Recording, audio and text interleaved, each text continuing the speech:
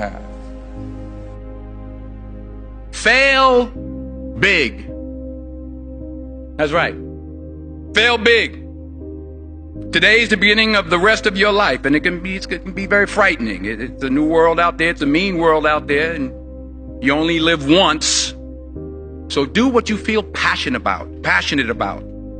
Take chances professionally.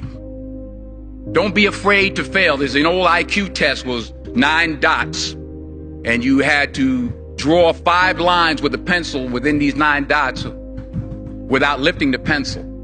The only way to do it was to go outside the box. So don't be afraid to go outside the box. Don't be afraid to think outside the box. Don't be afraid to fail big, to dream big. But remember, dreams without goals are just dreams, and they ultimately fuel disappointment. So have dreams, but have goals. Life goals, yearly goals, monthly goals, daily goals. I try to give myself a goal every day. Sometimes it's just to not curse somebody out. Simple goals, but have goals. And understand that to achieve these goals, you must apply discipline and consistency. In order to achieve your goals, you must apply discipline, which you have already done, and consistency every day, not just on Tuesday and miss a few days.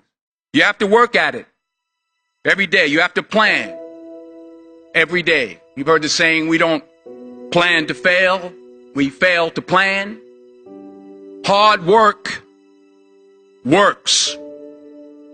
Working really hard is what successful people do. And in this text, tweet, twerk world that you've grown up in, remember, just because you're doing a lot more doesn't mean you're getting a lot more done. Remember that. Just because you're doing a lot more doesn't mean you're getting a lot more done. Don't confuse movement with progress. My mother told me, she said, yeah, because you can run in place all the time and never get anywhere. So continue to strive, continue to have goals, continue to progress. I found that nothing in life is worthwhile unless you take risks. Nothing. Nelson Mandela said, there is no passion to be found playing small and settling for a life that's less than the one you're capable of living. Now, I'm sure in your experiences in school and applying to college and picking your major and deciding what you want to do with life, I'm sure people have told you to make sure you have something to fall back on. Make sure you got something to fall back on, honey. But I never understood that concept, having something to fall back on. If I'm going to fall, I don't want to fall back on anything except my faith. I want to fall forward. I figure at least this way I'll see what I'm going to hit. Fall forward. This is what I mean. Reggie Jackson struck out 2,600 times in his career, the most in the history of baseball. But you don't hear about the strikeouts. People remember the home runs. Fall forward. Thomas Edison conducted 1,000 failed experiments. Did you know that? I didn't know that. Because the 1,001st was the light bulb. Fall forward. Every failed experiment is one step closer to success. You've got to take risks, and I'm sure you've probably heard that before, but I want to talk to you about why that's so important. I got 3 reasons, and then you can pick up your iPhones.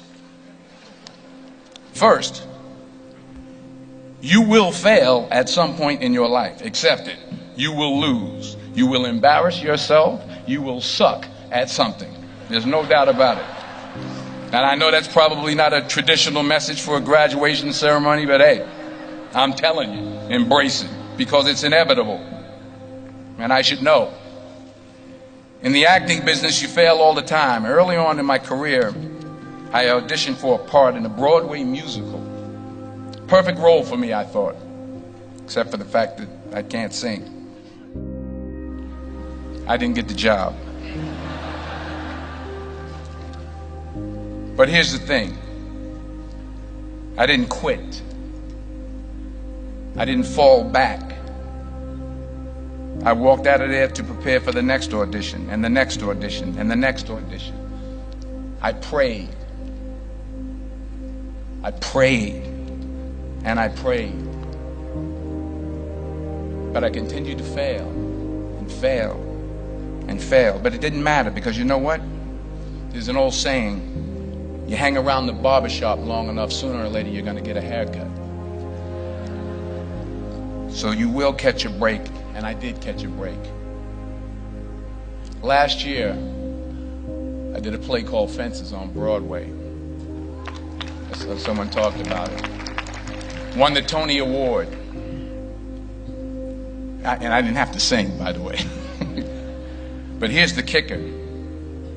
It was at the Court Theater.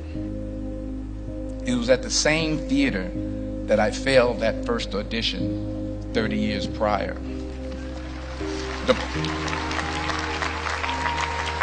The point is, and I'll pick up the pace, the point is, every graduate here today has the training and the talent to succeed. But do you have the guts to fail? Here's my second point about failure. If you don't fail, you're not even trying. I'll say it again. If you don't fail, you're not even trying. My wife told me this great expression. To get something you never had, you have to do something you never did. Les Brown's a motivational speaker. He made an analogy about this. He says, imagine you're on your deathbed, and standing around your deathbed are the ghosts representing your unfulfilled potential. The ghost of the ideas you never acted on. The ghost of the talents you didn't use. And they're standing around your bed, angry, disappointed, and upset. They say, we came to you because you could have brought us to life, they say.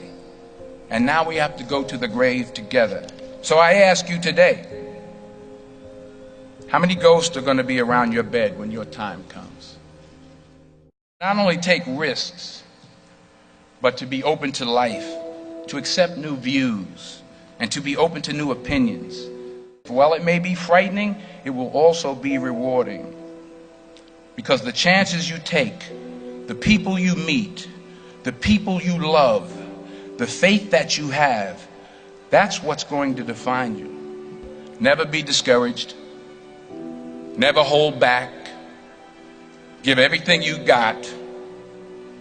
And when you fall throughout life, and remember this, fall forward. Say thank you for grace. Thank you for mercy. Thank you for understanding. Thank you for wisdom. Thank you for parents. Thank you for love. Thank you for kindness. Thank you for humility. Thank you for peace. Thank you for prosperity. Say thank you in advance for what's already yours. That's how I live my life. That's why I am. One of the reasons why I am today. Say thank you in advance for what is already yours. True desire in the heart for anything good is God's proof to you sent beforehand to indicate that it's yours already. I'll say it again. True desire in the heart, that itch that you have, whatever it is you want to do, that thing that you want to do to help others and to grow and to make money, that desire, that itch, that's God's proof to you, sent beforehand already to indicate that it's yours. And anything you want good, you can have. So claim it. Work hard to get it. When you get it, reach back. Pull someone else up. Each one, teach one. Don't just aspire to make a living. Aspire to make a difference.